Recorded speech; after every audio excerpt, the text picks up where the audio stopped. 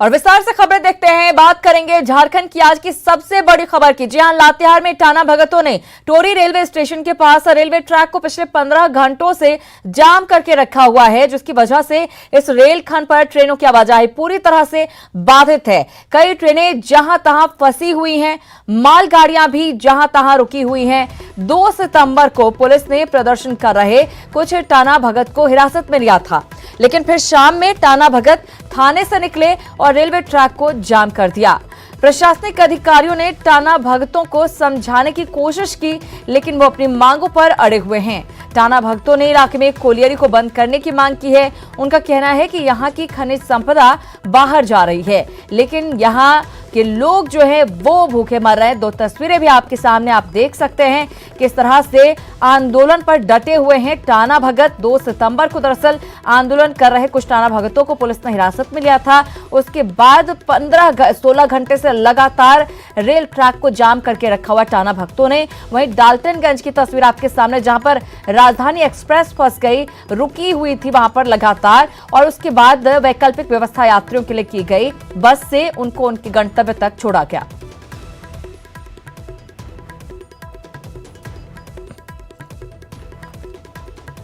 विकास हमारे साथ जुड़े हैं, उनसे लेंगे ज्यादा जानकारी। विकास, क्या अपडेट है?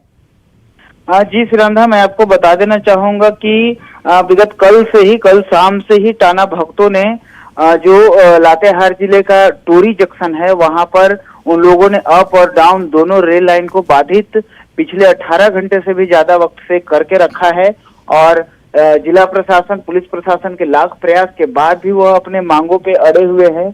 उनका कहना है कि बराबर का हक उन्हें मिलना चाहिए। टाना भक्तों का हक उन्हें अभी तक सरकार या राज्य सरकार या राष्ट्र सरकार के द्वारा नहीं दिया गया है, और जब तक उनकी मांग पूरी नहीं होती है तब तक वे अपने मांगों को लेकर ट्रैक पे धरना बनाए रखेंगे। जी श्रीरंधा, बिल्कुल लंबे समय से ये मांग चल रही टाना भगतों के विकास। वो कह रहे हैं कि 73 साल से हम मांग कर रहे हैं, लेकिन अभी तक सिर्फ आश्वासन मिल रहा है। तो क्या कोई पहल की जा रही है सरकार की तरफ से कि कोई बातचीत की जाए और उनकी मांग को लेकर कुछ विचार किया जाए? श्रीरंधा, मैं आपको बता देना चाहूंगा कि सरकारी मुलाजिम या उनके कोई प्रतिनिधि, सांसद या स्थानीय विधायक भी अभी तक उनके पास नहीं पहुंचे हैं और उनको आश्वासन भी नहीं दिया जा चुका है। हालांकि जिला प्रशासन के जो पदाधिकारी है वो अपने स्तर से लगातार प्रयास कर रहे हैं, परंतु सरकार की ओर से कोई पहल अभी तक होता नजर नहीं आया है। यानी कि जिस तरह के हालात बने हुए हैं, जो स्थिति बनी हुई है, पहल नहीं की जा रही है, तो ये स्थिति बरकरार रहेगी और साफ साफ इसका असर रेल परिचालन पर पड़ रहा है। हमने देखा कि कैसे राजधानी फंसी हुई थी और यात्रियों को वैकल्पिक व्यवस्था करके पहुंचाया गया है। जी बिल्कुल श्रीरंधा, रेल परिचालन पर काफी ज्यादा इसका असर पड़ रहा है, क्योंकि लॉकडाउन होने के बावजूद भी जो रेलवे से कोयला का जो ढुलाई था वो कंटिन्यू, वो लगातार जारी था, और कहीं ना कहीं अरबों का नुकसान अभी तक अनुमान लगाया जा रहा है कि रेलवे विभाग को हो चुका है। जी बिल्कुल, निश्चित रूप से अब देखने वाली बात यही होगी कि कब तक ये आंदोलन पर डटे रहते हैं और कब इनकी मांग को सुना जाता है, उस पर विचार किया जाता है। बहुत धन्यवाद विकास इस जानकारी के लिए। लेकिन इन सब के बीच सबसे ज्यादा असर जो पड़ रहा है वो रेल परिचालन पर पड़ रहा है। डाल्टनगंज स्टेशन पर 7 घंटे से फंसी राजधानी एक्सप्रेस यात्रियों के लिए हालांकि वैकल्पिक व्यवस्था की गई। बस के जरिए उन्हें रांची अब भेजा जा रहा है। सुबह 6:30 बजे से राजधानी एक्सप्रेस यहां पर खड़ी हुई है। अब वैकल्पिक व्यवस्था की गई है, बस से उन्हें घर तक छोड़ा जा रहा है। नीलकमल हमारे साथ जुड़े हैं। नीलकमल, खबर ये कि बस से छोड़ने की व्यवस्था की गई है, कितने यात्रियों को पहुंचाने की व्यवस्था कर दी गई है और क्या अभी भी ट्रेन में है यात्री? जी श्रीरंधा, आपको बता दूं कि फिलहाल जो पलामू जिला प्रशासन है कई बसों का इंतजाम करके जो भी राजधानी एक्सप्रेस के पैसेंजर हैं उन्हें यहां से उनके गंतव्य स्थान तक भेजने की व्यवस्था की गई है। हालांकि उसमें भी प्रशासन को काफी मशक्कत करना पड़ रहा है। कई यात्री हैं जो इस बात को एक्सेप्ट नहीं कर रहे हैं कि वो बस से इतना दूरी का सफर कर पाएंगे इस गर्मी में।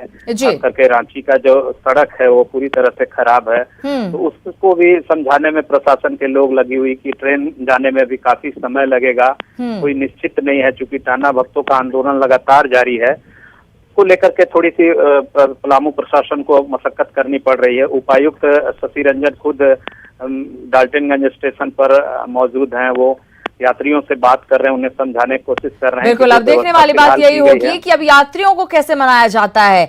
जाहिर है कि इन्होंने किराया चुकाया है ट्रेन के टिकट का, एसी का की पूरी बॉगी होती है राजधानी एक्सप्रेस में, अब बस से इन्हें भेजा जा रहा है। बस की व्यवस्था कैसे? नीलकमल, बहुत धन्यवाद इस जानकारी के लिए। तो ये विवाद जल्दी सुलझता हुआ नजर नहीं आ रहा है और ऐसे में यातायात, रेल यातायात कह सकते हैं कि यहां पर पूरी तरह से प्रभावित नजर आ रहा है। उधर बोकारो में एक बार फिर जंगली हाथियों के झुंड से ग्रामीण दहशत में हैं। गोमिया के नवाडीह में करीब 20 से 25 हाथियों के झुंड ने कई घरों को तबाह कर दिया है और घर में रखे अनाजों को भी चट कर गए हैं। इतना ही नहीं, खेतों में लगी फसलों को भी हाथी चट कर रहे हैं और फसलों को बर्बाद कर रहे हैं। तस्वीरें आप देखिए, हाथियों का झुंड किस तरह से खेत में फसलों को बर्बाद कर रहा है। हाथियों के झुंड से परेशान लोग रत जगह करने को मजबूर हैं। इससे पहले नवाडीह के ऊपरघाट और पेक नारायणपुर के धवैया में भी हाथियों ने जमकर उत्पात मचाया था। वन विभाग की टीम लगातार हाथियों के झुंड को जंगलों में वापस भेजने का प्रयास कर रही है। अधिकारियों की माने तो कुछ इलाकों में विकास के काम की वजह से हाथी जंगल से गांव में आ रहे हैं। वहीं खेतों में लगी मक्के की फसल भी खाने के लिए हाथी गांव में घुस रहे हैं। डीएफए ने भरोसा दिलाया है कि जल्द ही ग्रामीणों को नुकसान की भरपाई कर दी जाएगी। तस्वीरें आप देखिए किस तरह से घरों को नुकसान पहुंचाया है हाथियों के झुंड ने। वहीं दूसरी तरफ फसल को नुकसान पहुंचाते हुए भी गजराज नजर आ रहे हैं। नावाडी की तस्वीरें 20 की 25 इनकी संख्या है। वन विभाग भी नतमस्तक नजर आ रहा है। हुई है उनका, हम लोग जो रेंज लेवल पे कमेटी गठित है वो अंचलाधिकारी और हमारे प्रचित पदाधिकारी, उनका अनुसरण होकर के आ जाएगा। जैसे प्रतिवेदन प्राप्त हो जाएगा तो उनकी हम लोग मुआवजा का भुगतान अविलंब कर देंगे। उधर गुमला में पहले एक युवक का अपहरण और फिर उसकी हत्या के बाद शव को फेंके जाने से इलाके में सनसनी फैल गई है। घटना घाघरा थाना क्षेत्र के पोढ़ा कुसुम मोड़ के पास की है, जहां मोहनपुर गांव के देवेंद्र सिंह को कुछ लोगों ने बीती रात घर से बुलाकर बोलेरो से उनका अपहरण कर लिया था। इसके बाद गोली मारकर हत्या के बाद उसका शव फेंक दिया। सुबह युवक की लाश मिलने के बाद लोग दहशत में हैं। इस पूरे मामले में पुलिस की बड़ी लापरवाही सामने आ रही है।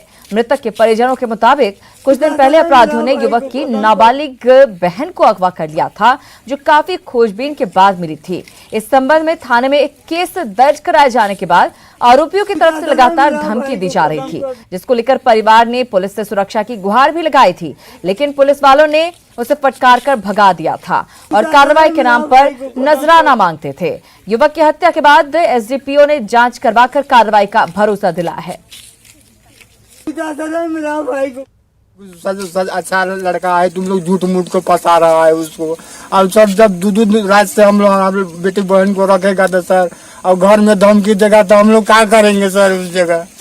कहे इस बात को बड़ा बाबू के, तो बड़ा बाबू हम लोग बात को कोई नहीं बिल्कुल सर माने। इस पर पहले FIR हुई थी, ये बात अभी हमको जान पर ये पता चला है और इसके बाद हम लोग उस पर देखते हैं क्या उस पर कार्रवाई हुई है और जो भी कार्रवाई होगी उचित कार्रवाई होगी। बात है राजधानी की खबर की। राजधानी रांची के तुपुदाना इलाके से नारकोटिक्स कंट्रोल ब्यूरो को बड़ी सफलता मिली है। पुलिस ने युवती का सहारा लेकर अफीम की तस्करी करने वाले 4 लोगों को गिरफ्तार किया है। ये गिरोह नाबालिग लड़कियों को अपने गैंग में शामिल करता था। गिरफ्तार आरोपियों के तार उत्तर प्रदेश से भी जुड़ रहे हैं। नारकोटिक्स ब्यूरो के अधिकारी की माने तो गिरोह में उत्तर प्रदेश के भी कई लोग शामिल हैं। उन्होंने बताया कि यूपी के सौदागरों को हजारीबाग के ईटखोड़ी का रहने वाला अरुण दांगी अफीम की सप्लाई करता था और प्रति किलो 50,000 रुपए तक का मुनाफा कमाता था। एनसीबी की टीम ने 10 माइल इलाके से आरोपियों को गिरफ्तार किया, जिनके पास से 7 किलो अफीम भी मिला है। वहीं इनकी निशानदेही पर अरुण दांगी को हजारीबाग से गिरफ्तार किया गया है। राजधानी रांची में इन दिनों उग्रवादी और अपराधी शहर में डेरा डाले हुए हैं। हाल के दिनों में हुई गिरफ्तारियों से यह खुलासा हुआ है। उग्रवादी और अपराधी शहर में अपने नापाक मंसूबों को अंजाम देने की फिराक में हैं। ऐसे में पुलिस सतर्क हो गई है। शहर के अलावा दूसरे जिलों से सटे बॉर्डर इलाकों में सर्च ऑपरेशन चलाया जा रहा है। साथ ही एसएसपी ने सभी थाना प्रभारी को किराए पर रहने वालों के वेरिफिकेशन करने के निर्देश दिए हैं। हैं उन सब इलाकों से लगातार अरेस्टिंग हो रही है। तो इसमें चूंकि आउटस्कर्ट्स हैं और क्रिमिनोलॉजी के पॉइंट ऑफ व्यू से हर डिस्ट्रिक्ट के आउटस्कर्ट्स पे इस तरह के संगठन लोगों का वहाँ पे मूवमेंट होता है। तो हम लोग को फर्क नहीं पड़ता है कि पीएलएफआई माओवादी कोई जो भी हमारे जिले में आएगा और यहाँ की शांति व्यवस्था खराब करने की कोशिश करेगा, उसके साथ काफी कठोरता व्यवहार की जा रही है और हम लोग इस पर लगातार एक्शन लेते रहेंगे। और 29 अगस्त को पश्चिमी सिंहभूम में नक्सलियों के साथ हुए मुठभेड़ मामले में बड़ी खबर सामने आ रही है। पोड़ाहाट जंगल में मुठभेड़ के बाद पीएलएफआई नक्सलियों के पास जो हथियार मिले थे उसमें से एक AK-47 राइफल भी था, जिस पर चीनी भाषा में कुछ लिखा गया है।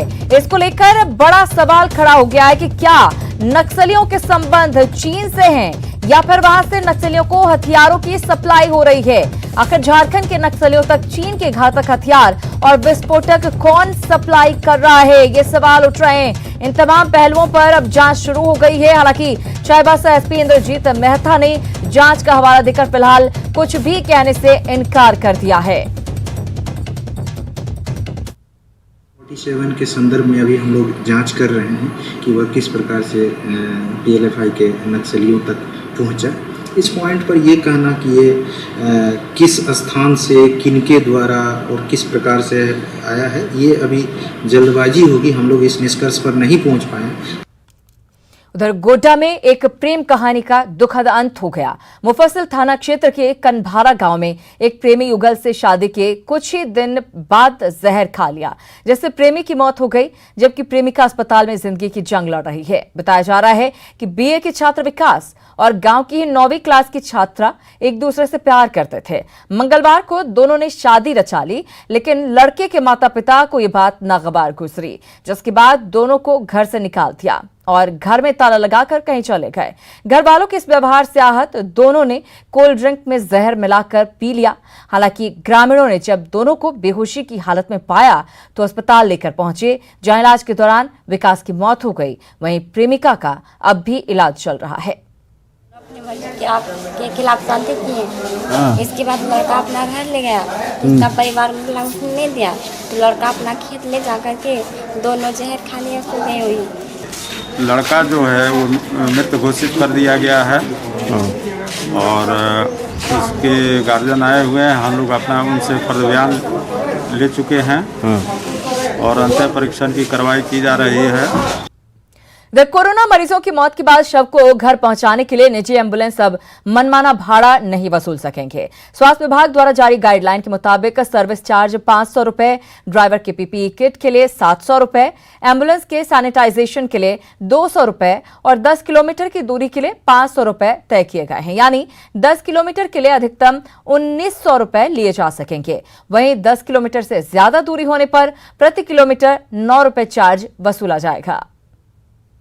साल में निजी एम्बुलेंस के चालक अनाप शनाप राशि की वसूली कर रहे थे, खास करके वैसे लोगों से जो कोरोना पीड़ित हैं और जिनको अस्पताल ले जाना है या फिर उनको अस्पताल से होम क्वारंटाइन में ले जाना है, या फिर उन लोगों से जिनकी इलाज के दौरान कोरोना पीड़ित की मौत हो जाती थी और उनके परिजनों को से 8,000 से 10,000 रुपये तक 5 किलोमीटर तक का जो किराया था वो लिया करते थे। लेकिन सरकार ने एक कैपिंग कर दी है और जिसके चलते अब राहत मिलने वाली है। अभी पेशेंट वाले के लिए बहुत अच्छा है और जो मेरा सरकार जो ये सब की है इसके लिए मैं उसको बहुत बहुत मैं धन्यवाद देना चाहता हूँ अपने तरफ से। स्वास्थ्य विभाग ने गाइडलाइन जारी किया है, उसके अनुसार 500 रुपये का सर्विस चार्ज होगा। उसके अलावा जो प्राइवेट एम्बुलेंस चालक हैं वो कुल मिला के कहें तो 500 रुपया सर्विस चार्ज, पीपीई किट के लिए 700 रुपये, 200 रुपये सैनिटाइजेशन के लिए और 500 रुपये सर्विस चार्ज के रूप में वसूल कर सकते हैं। यानी मैक्सिमम अगर कहें तो 1900 रुपये तक का भाड़ा होगा 10 किलोमीटर के लिए, और अगर उससे आगे का सफर करते हैं तो 9 रुपये प्रति किलोमीटर देना होगा। एक बड़ी राहत सरकार ने, स्वास्थ्य विभाग ने कोरोना पीड़ित लोगों के लिए या उनके परिजनों को दी है। कैमरामैन अमित के साथ उपेंद्र, न्यूज 18 रांची। और झारखंड में निजी अस्पतालों के संचालन के लिए क्लिनिकल एस्टैब्लिशमेंट एक्ट के तहत रजिस्ट्रेशन जरूरी है और मानक के अनुसार हर साल इसे रिन्यू कराना भी जरूरी है, लेकिन झारखंड में इस नियम का पालन नहीं किया जा रहा। आरटीआई कार्यकर्ता ज्योति शर्मा ने सूचना के अधिकार के तहत राज्य भर में क्लिनिकल एस्टैब्लिशमेंट एक्ट के तहत चल रहे निजी अस्पतालों की सूची मांगी थी। जुलाई में मिली जानकारी के मुताबिक धनबाद, दुमका, साहिबगंज समेत 6 जिलों के 300 से ज्यादा निजी अस्पताल का रजिस्ट्रेशन एक्सपायर हो गया है। बावजूद इसके अस्पताल संचालित हो रहे हैं, जिसमें अभी मेरे को अगले महीने मिला है धनबाद का। धनबाद में 271 हॉस्पिटल्स है, जिसमें 100 प्लस अवैध रूप से चल रही है, यानी एक्सपायरी लैप्स हो चुके हैं। अगस्त को मिला है जी, और ये जुलाई को में मिला है मेरे को, ये जुलाई में मिला है। और मैंने 2 दिन पहले एक अखबार में पढ़ा है कि वहाँ पर बहुत बड़ा घटना हो गया, दुष्कर्म का प्रयास किया गया स्पेक्ट्रम हॉस्पिटल का, जिसका मैंने देखा तो लैप्स था 31/1/2020 को वो लैप्स हो चुका है, यानी 6 महीने बाद भी उसने नेबल नहीं कराया। ऐसे जो क्लिनिकल स्टाफ के तहत एक्सपायर कर गया या उन्होंने किसी प्रकार की सूचना नहीं दी है, उनको थोड़ा समय दे करके या फिर किसी तरह का नोटिस दे करके 5 या 7 दिन के अंदर में उनको कराने के लिए कहा जाएगा, अन्यथा उनके अगेंस्ट एक्शन लिया जाएगा। झारखंड के ज्यादातर अभिभावक चाहते हैं कि वैक्सीन आने के बाद ही स्कूल खुले। झारखंड शिक्षा परियोजना द्वारा कराए गए ऑनलाइन सर्वे में 70% अभिभावकों ने कोरोना वैक्सीन आने के बाद स्कूल खोलने का सुझाव दिया है। वहीं सिर्फ 25% अभिभावक स्कूल खोलने के पक्ष में हैं। स्कूली शिक्षा और साक्षरता विभाग ने 9वीं से 12वीं में पढ़ने वाले छात्र छात्राओं के अभिभावकों से 31 अगस्त तक सुझाव मांगा था। बता रहा है 25% लोग बोलते हैं कि सितंबर में आप खोल दीजिए, लेकिन दूसरी तरफ जब उसका रिस्पांस है कि क्या होना चाहिए, तो सारे प्रिकॉशन के साथ, और एक जो है 32% लोगों का कहना है कि नहीं वैक्सीन वगैरह आ जाए, सिक्योर हो जाए, फिर आप स्कूल खोलिए, और मोटा मोटी 10-15% लोगों का कहना है कि अब गवर्नमेंट अपने असेसमेंट के साथ वो डिसाइड करे। 73% जो बच्चे ऐसे हैं जिनके पास ऑनलाइन पढ़ाई की भी सुविधा नहीं है, तो जो अभी सर्वे हुआ है हमें लगता है कि इसको और व्यापक तौर पर भी करने की आवश्यकता है। और आम लोगों से, चूंकि जिनके पास ऑनलाइन का साधन नहीं है वो तो अपना विचार इसमें नहीं दे सकते हैं और नहीं दिए हैं, और यही कारण रहा कि मात्र 12,000 कुछ जो है वो पेरेंट्स इसमें पार्टिसिपेट कर पाए हैं, जिसमें 3900 कुछ जो है वो स्कूल नहीं खोलने के पक्ष में अपना मंतव्य दिया है। इसी के साथ इस बुलेटिन में इतना ही, लेकिन न्यूज़ 18 बिहार झारखंड पर खबरों का सिलसिला लगातार जारी है।